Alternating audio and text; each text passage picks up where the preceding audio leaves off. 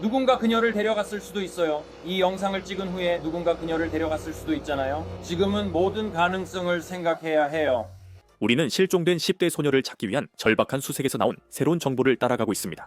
그녀는 즉각적인 위험에 처해 있을 수도 있습니다. 이것은 경찰이 공개한 새로운 영상으로 실종되기 전 아침 산책을 하던 19살 카미로 보이는 인물이 찍혀 있습니다. FBI도 이제 수색에 참여했습니다. 이 소녀는 크리스마스 이브 이른 아침 산책 후 사라졌습니다. 그리고 시간이 지날수록 그녀에게 무슨 일이 있었는지에 대한 우려가 더욱 커지고 있습니다. 그리고 경찰은 가장 어두운 가능성까지도 배제하지 않고 있다고 말합니다. 로우 앤 크라임에서 제시한 사건을 다루고 있습니다. 저는 크리스 스튜어트입니다.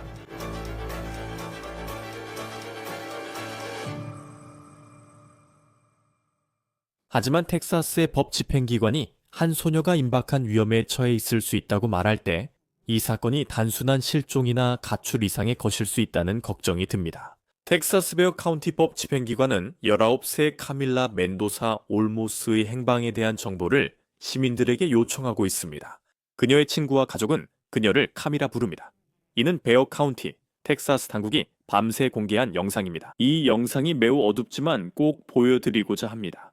비록 수색에 직접 도움이 되진 않지만 크리스마스 이브 아침 그녀의 행방에 중요한 단서가 될 수 있기 때문입니다. 이것은 누군가가 도로 옆을 걷고 있는 모습을 담은 대시캠 영상입니다. 이 영상을 촬영한 운전자는 이 사건에 대한 뉴스 보도를 본 후 혹시나 용의자와 비슷한 사람을 봤다고 판단해 경찰에 연락하기로 결정했습니다. 이 사람이 카미인지 확실하지 않습니다. 하지만 경찰은 그녀가 집을 나설 때 입고 있던 옷과 영상 속 옷이 일치하는 것으로 보인다고 밝혔습니다. 베어 카운티 보안관은 이 영상이 카미 집에서 몇 블록 떨어진 곳에서 촬영됐다고 밝혔습니다. 이제 수사관들이 현재 따라가고 있는 가능성들에 대해 이야기하기 전에 이 수색이 언제 시작됐는지부터 말씀드리고 지금까지 알려진 일정을 정리해드리겠습니다. 당국에 따르면 카미는 12월 24일 수요일 아침 7시 이전에 베어 카운티의 카스피안 스프링 지역 샌안토니오 외곽에서 마지막으로 목격됐다고 합니다. 보안관 사무실은 그녀가 집 밖에서 이웃 감시 카메라에 찍혀 차 안에서 뭔가를 찾았다고 보고 있습니다. 이제 보안관 대리들에 따르면 그 영상은 그 시점에서 끊긴 것으로 전해졌습니다. 카미의 어머니가 9일 일에 실종 신고를 했을 때 그녀의 차가 집에 있어 카미가 도보로 떠난 것으로 보입니다. 그리고 이는 그녀가 딸의 남자친구와 아버지에게 전화를 걸었다는 보도 이후의 일입니다. 이는 뉴스네이션에 따른 내용입니다. 현재 보안관들은 카미가 자동차 열쇠와 운전면허증만 소지하고 있을 수 있다고 말합니다.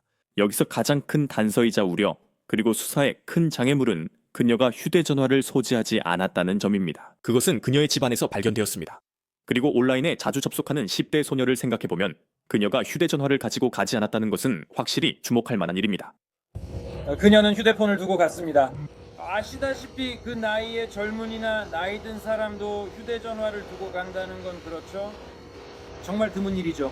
그런데 그녀는 휴대전화와 아이패드를 두고 갔어요.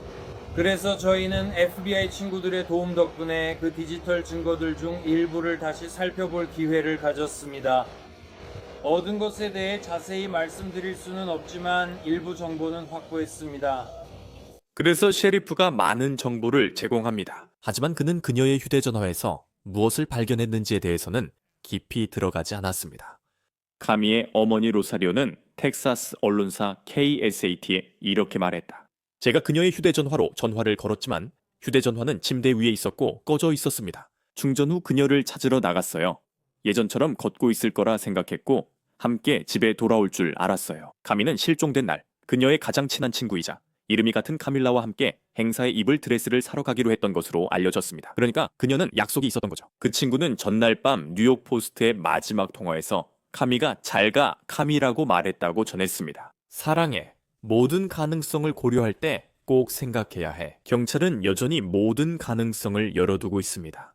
베어 카운티 당국에 따르면 카미는 키 163cm, 몸무게 50kg 정도이며 아기 파란색 포인트가 있는 검은색 노스페이스 스웨터를 입고 있었습니다. 그녀는 아기 파란색 파자마 반바지와 흰색 신발을 신고 있었습니다. 100명 넘는 사람들이 카미가 마지막 목격된 곳 방영 3마일을 수색하며 그녀를 찾고 있습니다. 현재 그들은 아무것도 발견하지 못했고 법 집행기관도 발견 여부를 밝히지 않았습니다. 우리가 실제로 얻은 유일한 진전은 보안관이 밤새 공개한 대시캠 영상뿐입니다. 현재 이 소녀를 찾고 있는 것은 베어 카운티 보안관실뿐만 아니라 FBI, 심지어 국토안보부까지 수색에 도움을 주고 있습니다. 샌안토니오는 미국 멕시코 국경에서 차로 대략 1시간 반에서 2시간 정도밖에 떨어져 있지 않습니다. 베어 카운티 보안관은 국토안보부가 카미의 멕시코 국경 월경 여부를 조사 중이라고 밝혔습니다. 그들은 그녀가 공항에 도착해 비행기를 탔는지 비행 기록까지 조사하고 있습니다. 현재 보안관은 어떤 가능성도 배제하지 않습니다. 하지만 카미의 실종이 이렇게 우려되는 이유는 그녀의 가족이 이런 행동은 카미답지 않다고 말하기 때문입니다. 베어 카운티 보안관실은 그녀가 실종된 후 성명을 통해 다음과 같이 밝혔습니다. 카밀라의 어머니는 카밀라가 평소 아침 산책을 나가지만 합리적인 시간 안에 돌아오지 않자 걱정이 되었다고 말했습니다. 보안관은 카미가 산책하는 것을 좋아한다고 말했습니다. 지금까지 상황을 보면 그녀는 평소 다니던 길을 걷고 있었고 익숙한 일이었습니다. 그곳이 카미가 평소에 산책하던 곳인가요? 네, 그곳은 평소보다 조금 더 긴 산책로입니다. 제가 알기로는 이 젊은 여성은 운동을 꽤 좋아하는 사람입니다. 그녀는 헬스장과 걷기를 정말 좋아했고 여기는 그녀가 자주 걷던 산책로 일부였습니다. 보안관은 기자회견에서 카미가 우울증에 시달렸고 최근 남자친구와 헤어졌다고 밝혔습니다. 하지만 그는 상황이 원만하게 끝난 것 같다고 언급했습니다. 우리는 여러 가지 다른 가설을 가지고 있고 우리가 조사하고 있는 가설들은 모든 가능성을 아우르고 있습니다. 알다시피 불행하게도 이 젊은 여성에게서 과거에 자살 충동의 징후가 있었던 것으로 보입니다. 과거에 우울증 문제가 있었다는 것은 알고 있습니다. 하지만 젊은 사람이라면 누구나 어느 시점에는 우울함을 겪지 않습니까? 그래서 우리는 단순히 그게 원인일 것이다 라고만 말할 수는 없습니다. 모든 가능성을 고려해야 합니다. 그래서 정신건강 문제도 그녀의 실종에 영향을 미쳤을 수 있습니다. 분명히 어떤 역할을 했을 수도 있습니다. 하지만 보안관이 약간 반박하는 것도 들으셨죠? 그녀 또래의 사람이 우울증 같은 문제로 힘들어하는 건 흔한 일이라고 말했습니다. 지금은 모든 가능성을 고려해야 합니다. 안타깝게도 우리로서는 어떤 증거가 그쪽으로 이끌기 전까지는 가능성을 좁힐 수 없습니다. 그래서 여기 다시 한번 보안관이 말한 그 새로운 영상이 있습니다. 보행자가 찍힌 어두운 대시캠 영상입니다. 그 사람이 카미일 수도 있지만 확신하지 못합니다. 보안관은 또한 이 영상을 보여주고 별일 아닐 거라고 생각했지만 뉴스 보도를 보고 그냥 보안관에게 전화를 걸기로 한 사람의 이야기를 전함으로써 다른 사람들도 대시캠 영상이나 감시 카메라, 초인종 카메라를 확인해서 이 소녀의 흔적이 있는지 찾아보도록 동기를 부여할 수 있기를 바란다고 말했습니다. 그녀가 실종된 크리스마스 이브뿐만 아니라 이 이야기가 시작된 지난 일주일 동안에도 말입니다. 베어 카운티 보안관은 카미가 즉각적인 위험에 처해 있을 수 있다고 믿는다고 말했습니다. 분명히 매우 강한 표현입니다. 실종된 10대가 즉각적인 위험에 처해 있을 수 있다는 말을 들으면 언론에서도 주목하게 됩니다. 보안관은 그녀가 자발적으로 국경을 넘었거나 나라를 떠났거나 혹은 더 어두운 가능성까지도 배제하지 않고 있다고 말했습니다. 그녀가 납치된 건가요? 누군가에게 끌려간 건가요? 인신매매 상황인 건가요? 아직 아무것도 확정되지 않았지만 가능성은 여전히 남아 있습니다. 미국 외의 당국에서도 카미를 찾고 있다는 것이 확인되었습니다. 멕시코 국경 바로 건너편에 있는 누에보 런주 검찰청에서는 카미의 사진이 담긴 공고를 내고 정보를 요청했습니다. 현재 많은 사람들이 인터넷에서 이 소녀에게 무슨 일이 있었는지, 집에서 도망친 건 아닌지 추측하고 있습니다. 그녀가 누군가와 도망치거나 납치당한 걸까? 샌안토니오 외곽 조용한 동네에서 그런 일이 있었던 건 아닐까? 텍사스는 국경주로서 인신매매 문제로 오랫동안 당국의 관심을 받아왔습니다. 2024년 전국 인신매매 한라인에 2,000건 이상의 신고가 이메일, 채팅, 문자, 전화 등으로 접수됐습니다. 보고서에 따르면 약 700건의 신호가 인신매매 피해자나 생존자로부터 온 것이었습니다. 이 신호들은 2024년에 1,000건 이상 발생했고 2,000명 넘는 피해자가 관련됐습니다. 2022년으로 돌아가서 샌안토니오의 텔레비전 방송국 KSAT는 비영리 댄스 베프티스트 차일드 앤 패밀리 서비스 건강 및 인적 서비스의 인신매매 부서 전무 이사인 차라 맥마이클이라는 여성과 인터뷰를 했습니다. 그리고 맥마이클에 따르면 베어 카운티는 여러 주요 고속도로가 교차하기 때문에 인신매매범들에게 완벽한 통로를 제공합니다. 맥마이클은 약 8만 명의 미성년자들이 텍사스에서 인신매매의 피해자라고 주장했으며 여기에는 성매매뿐만 아니라 노예노동도 포함된다고 했습니다. 공장, 주방, 호텔과 같은 곳에서 가출 청소년들이 특히 취약하다고 했습니다. 이 통계는 우리의 관심을 끌었습니다.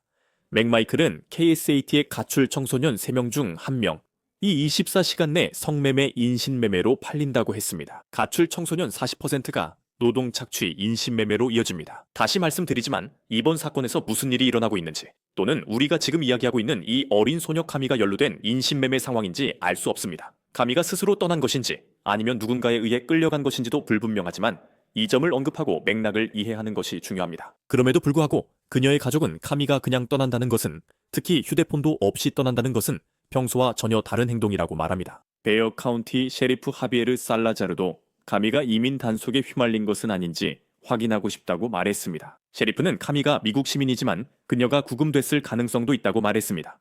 셰리프는 ABC 뉴스에 이렇게 말했습니다. 그건 개인적 우려였습니다. 그래서 저는 그녀가 어디서도 정지되거나 구금되지 않았고 연방 구금 시설에 있지 않다는 것을 확인하기 위해 점검을 했습니다. 그것은 우리가 확인해야 할 사항이었습니다.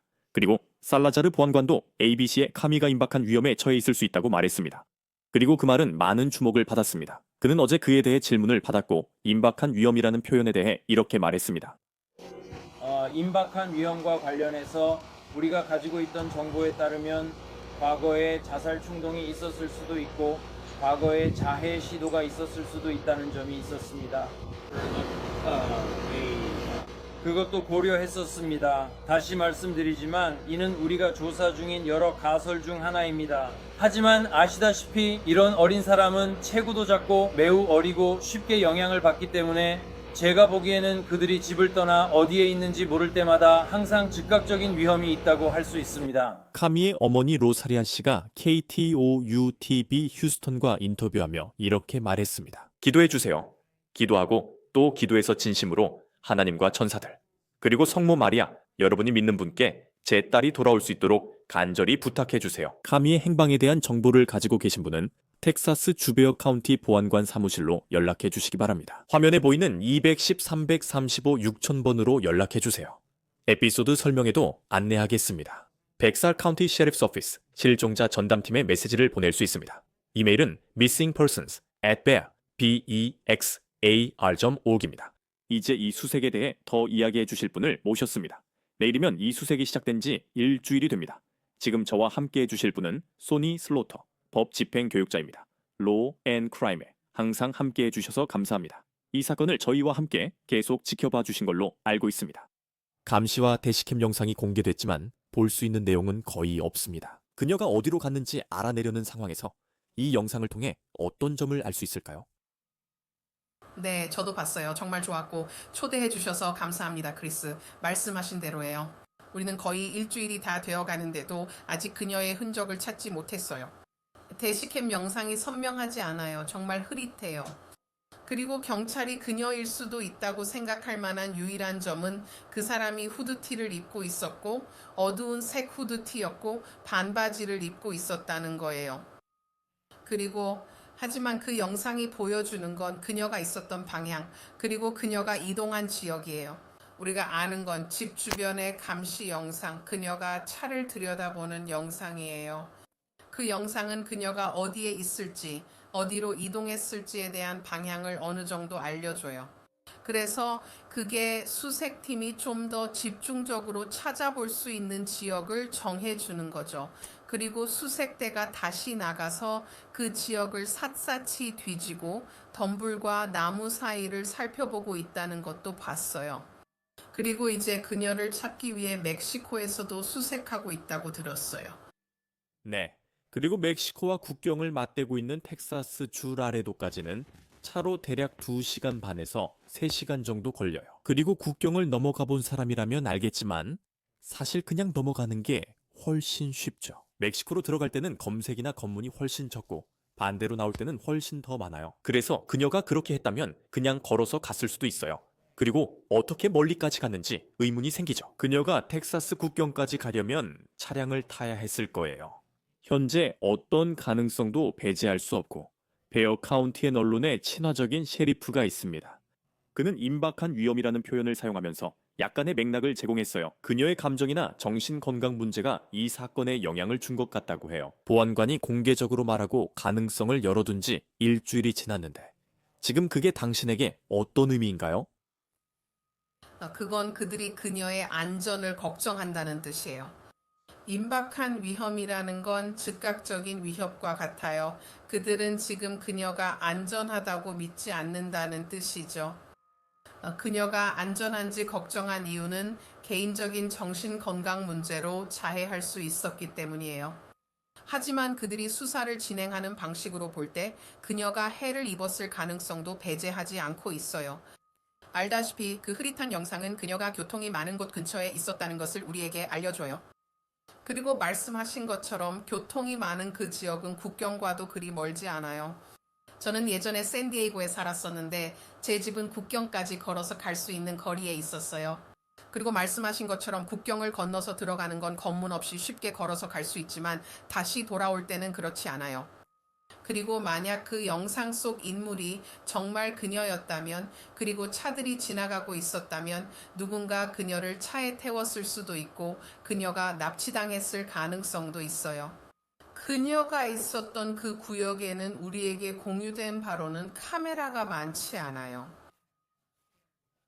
하지만 만약 그들이 생각하는 대로라면 그녀를 차량에 태워 국경을 더 빨리 넘을 수 있었을 거예요. 그녀가 직접 걸어서 갔을 때보다 훨씬 빠르게요. 그녀의 어머니가 마지막으로 그녀를 본 후 깨어나 그녀가 사라진 걸 알아차리기까지 오랜 시간이 있었다는 점을 기억하세요. 그래서 무슨 일이든 일어날 수 있었던 긴 시간의 여유가 있었던 거예요. 그리고 그녀의 휴대전화는 꺼져 있었고 그녀는 그것을 가지고 가지 않았어요. 알다시피 저는 젊은 사람들이나 성인들이 휴대전화를 가지고 가지 않는 게 항상 정말 이상하다고 생각해요.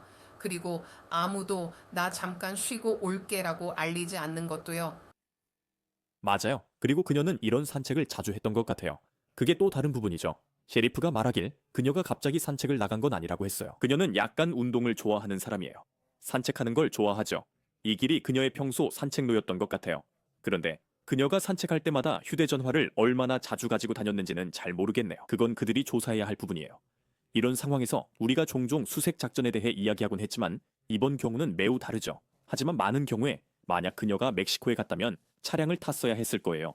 자이든 타이든 차량에 탔어야 했다는 거죠. 그러니까 그냥 19살에 라레도까지 차로 2시간 반이 걸린다고 해도 그 거리를 걸어서 갈 수 있다는 건 믿기 힘들어요. 그러니까 그런 시골을 걸으려면 자원이 꼭 필요하죠. 그리고 또 생각나는 게 만약에 그녀가 뭔가를 산다고 해도 물 같은 거 말이죠. 신용카드가 필요할 텐데 현금을 가지고 있지 않았다면 말이죠. 근데 현금을 가지고 있었을 것 같지도 않고요. 당신이 생각하기에 어떤 점들이 의심을 불러일으킬 수 있을까요? 저는 그녀가 차량을 탔더라도 번호판 인식기나 시내버스 감시 카메라가 있을 거라고 생각해요. 이 시점에서 수사관들에게 단서가 무엇이 있을까요? 더 걱정되는 건 일주일이 지나도 아직 그런 얘기를 듣지 못했다는 점입니다. 맞아요. 그래서 저는 그들이 정보를 숨기고 있다고 생각해요. 하지만 만약 그녀가 국경을 넘고 있었고 차 안에 있었으며 구금되지 않았거나 자발적인 상황이 아니었다면 우리는 그녀를 보지 못했을 수도 있어요. 알다시피 그녀가 트렁크에 있을 수도 있지만 차량 판독기가 있으니까요. 국경 지역에는 감시가 있어서 그녀를 볼 수 있을 거예요. 그리고 저는 경찰이 이 사건에 대해 정말 머리를 싸매고 있다고 생각해요. 왜냐하면 그녀가 마치 흔적도 없이 사라진 것처럼 보이거든요. 일주일이 지났고 그들은 여러 지역과 그 방향도 이미 수색 중입니다. 그래서 중심지에서 시작한다고 생각해요. 어제도 비슷하게 말했는데 그녀가 마지막으로 목격된 실종 위치의 중심에서 시작하는 거죠. 그리고 거기서부터 몇 마일씩 더 나가며 계속 수색해요. 그래서 우리가 그리드 수색이라고 부르는 거예요. 사람들이 지형을 가로질러서 꼼꼼하게 살펴보는 방식이죠. 그래야 모두가 서두르지 않고 체계적으로 찾을 수 있으니까요. 아주 체계적으로 진행돼요. 지금까지 모든 수색에서 현재는 근처를 수색하고 있고 더 멀리까지 나가서 찾아봤지만 아직도 답을 찾지 못했어요. 하지만 돈도 없고 음식도 없고 물도 없고 다치지도 않고 의식도 잃지 않은 상태에서 그녀가 어디에 있을 수 있을까요? 분명히 병원이나 의료센터 같은 곳들도 확인하고 있을 거예요. 이것이 이 상황이 매우 우려스러운 이유입니다. 임박하다는 그들이 깊이 걱정한다는 뜻입니다.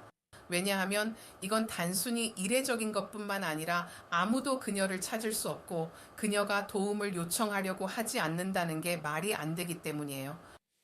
아마 추측일 수 있지만 저도 말씀처럼 검색해봤어요. 그들이 정보를 숨길 수도 있다고 하셨잖아요.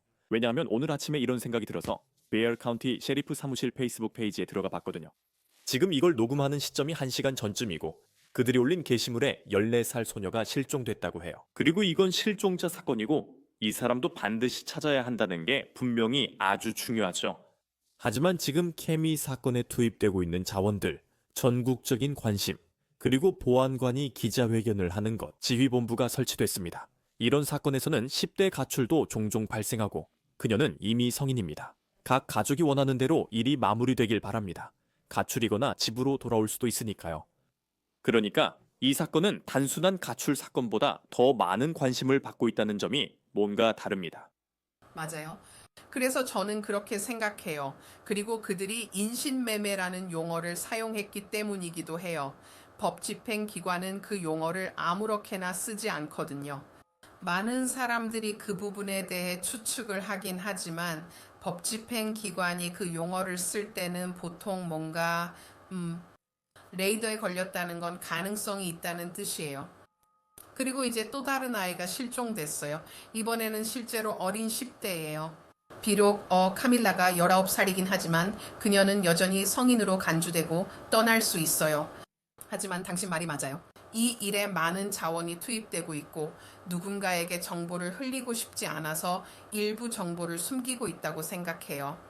그리고 만약 그렇지 않더라도 그녀를 찾기 위해 스스로에게 정말 큰 압박을 주고 있고 투입된 자원도 상당해요. 저는 그들이 추가적인 정보를 가지고 있다고 믿어요.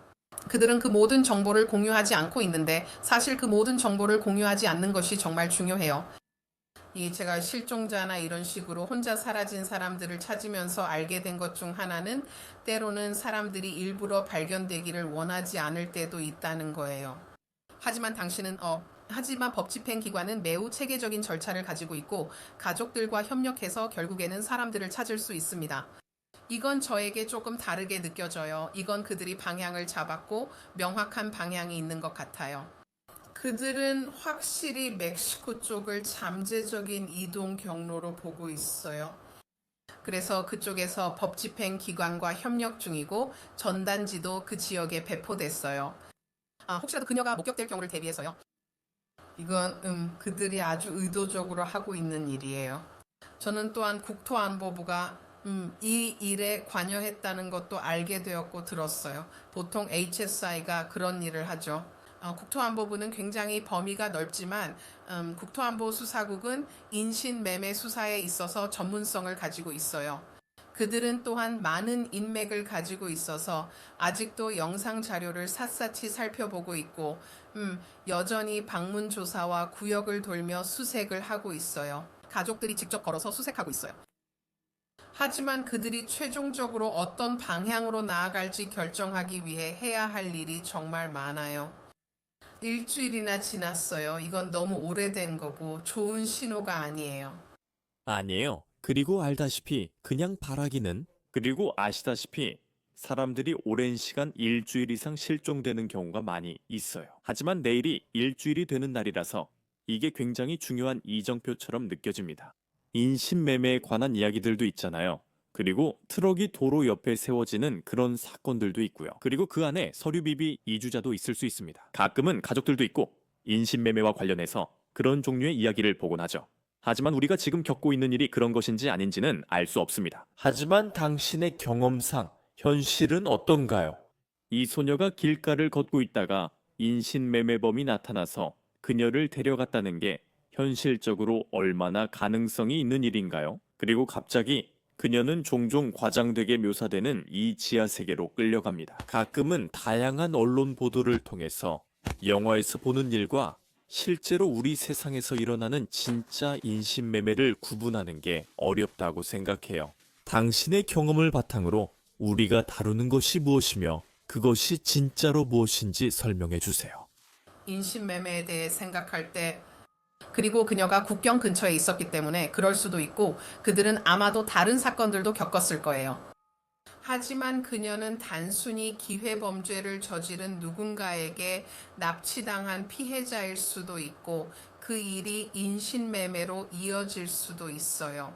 누군가가 그녀를 보고 예쁘다고 생각해서 납치했을 수도 있고 그녀는 TV에서처럼이 아니라 실제로 어딘가의 집에 있을 수도 있어요. 사람들이 생각하는 만큼 자극적이지 않아요. 우리는 다른 이야기들에서 꼭 성매매나 착취를 위해 인신매매된 것이 아니라 단지 그 사람을 갖고 싶어 했던 개인의 목적만으로 감금된 경우도 있다는 것을 알고 있어요. 그들은 집 안이나 마룻바닥 아래 지하실 등에 감금되어 있었고 납치된 곳에서 멀지 않은 같은 지역이나 가까운 곳에 있었어요. 인신매매는 타인의 성적 착취로 이어질 수 있지만 노동 착취나 장기 밀매로도 이어질 수 있어요. 그런데 우리는 장기 밀매에 대해서는 충분히 이야기하지 않고 있죠. 하지만 그 지역은 국경과 가장 가까운 곳에 있어요. 그리고 특정 시기에는 인신매매범들, 진짜 인신매매범들, 특히 여성과 소녀의 인신매매와 착취에 관여하는 사람들이 그곳을 노리고 있기 때문이에요. 주로 더 어린 여성과 소녀들이 대상이지만 때로는 남성과 소년도 포함돼요. 그녀는 성매매, 인신매매 범죄의 피해자가 될 수 있는 인구 집단에 속하기 때문에 거리에서 사라질 수도 있었어요. 그리고 벤이 아니라 사람들이 자꾸 벤을 찾으니 자동차였을 수도 있어요. 차가 길가에 멈춰서 그녀에게 길을 물어보고 그녀가 차 안으로 몸을 기울였을 때 그렇게 납치됐을 수도 있어요. 가끔은 같은 또래의 여자나 소녀일 수도 있어요. 저기 이거 좀 보여줄 수 있어요? 도와주실 수 있나요? 강아지를 찾고 있어요. 항상 텔레비전 드라마처럼 극적이진 않지만 현실에서는 사람들이 여러 가지 이유로 납치되고 있어요. 그리고 그렇게 극적인 일들이 아니라 평범한 사람들이 누군가를 돕기 위해 매일 할 수 있는 아주 단순한 일들이에요. 그녀는 다른 사람에게 길을 알려주거나 강아지를 찾는 걸 도와주거나 그런 일을 할 것 같은 사람이었어요. 그래서 이 사건처럼 그렇게 극적일 필요는 없어요. 누군가를 유인하는 방식이 꼭 그렇게 극적일 필요는 없다는 거죠. 그리고 그녀가 휴대전화를 가지고 있지 않았기 때문에 우리는 그녀를 추적할 방법이 없어요. 인신매매 범죄는 미국에서 매일 발생하지만 TV에서 보는 것과는 달라요. 사람들은 그 상황에 갇혀 살아남으려 애씁니다. 어떤 사람들은 그런 일들을 겪으면서도 여전히 인신매매 범죄의 피해자로 살아가고 있어요. 그래서 저는 사람들이 흰색 뱀보다는 다음과 같은 점에 더 집중했으면 합니다. 그 사람들이 어떤 영상이나 미디어를 본 적이 있나요? 알고 있는 게 있나요? 그들이 꼭 그녀에 대한 것이 아니더라도 아직 그 지역에 있을 수 있는 다른 사람들에 대해 뭔가 알고 있나요? 혹시 범죄 활동에 연루되어 숨어 있거나 다른 사람들이 어디에 있는지 알고 있을 수도 있잖아요. 그래서 사람들이 TV에만 너무 집중하지 않았으면 해요. 사람들이 매일매일 하는 평범한 일들을 생각해 보세요. 범죄자는 언제든 이런 범죄를 저지를 수 있어요. 그리고 아주 체계적으로 이루어지는 범죄들도 있어요. 인신매매 조직처럼 많은 사람들이 연루되어 있고 아주 치밀하게 계획된 범죄들이죠. 이해가 되시나요? 정보가 너무 많았던 거 알아요. 하지만 모든 큰 사건보다는 작은 부분에 집중하세요. 네, 그리고 생각해보면 정말 좋은 맥락인 것 같아요. 인신매매에 대해 자주 이야기하지만 실제 모습은 잘 모를 때가 많아요. 흰색 밴을 타는 사람이 아니어도 여전히 매우 위험하죠. 네, 그리고 계속 반복돼요. 만약 그녀가 정말로 멕시코로 들어갔다면 특히 도보로는 그 국경을 넘는 게 정말 쉽거든요. 여권이나 차량 검사를 하지 않고 그냥 손 흔들며 지나가세요라고 해요. 미국으로 돌아올 때 국경 순찰대가 뭘 했는지, 얼마나 있었는지 묻는 것과는 달라요. 그쪽은 전혀 그렇지 않아요. 그래서 내일이면 일주일이 되는데 좋은 소식이 있기를 바라지만 정말 무서운 상황이에요. 소니 슬로터법 집행 강사님, 로우 앤 크라임에 늘 함께 해주셔서 진심으로 감사합니다. 그리고 크리스, 이 사건을 취재해 주셔서 감사합니다. Law and Crime에서 힘든 사건들 파헤쳐 주신 노력에 감사드리고 이 사건은 2026년까지 계속될 것 같네요. 당신의 시각과 언어, Law and Crime에 함께 해주셔서 감사합니다. 이런 기회마다 늘 겸손해집니다. 저희도 감사드리고 이 가족에게 곧 좋은 소식이 있기를 바랍니다. 써니, 감사합니다. 다시 한번 마치기 전에 여러분의 화면에 정보를 띄워드리고 싶습니다. 이 방송을 시청 중이신 분들 중 카미의 행방이나 그녀를 찾는 데 도움이 될 정보가 있으신 분은 텍사스베어 카운티 셰리프국에 연락해 주세요. 화면에 번호가 나와 있고 다시 한번 말씀드리지만 에피소드 설명란에도 기재해 두었습니다. 210-335-6000 또는 BXR 카운티 셰리프스 오피스 실종자 전담팀의 메시지를 보내실 수 있습니다. 이메일은 missingpersons@bear.org입니다. 이번 On The Case 에피소드는 여기까지입니다. 로우 앤 크라임 제공 유튜브와 스포티파이 구독 부탁드립니다. 저는 크리스 스튜어트입니다. 다음 시간에 다시 뵙겠습니다.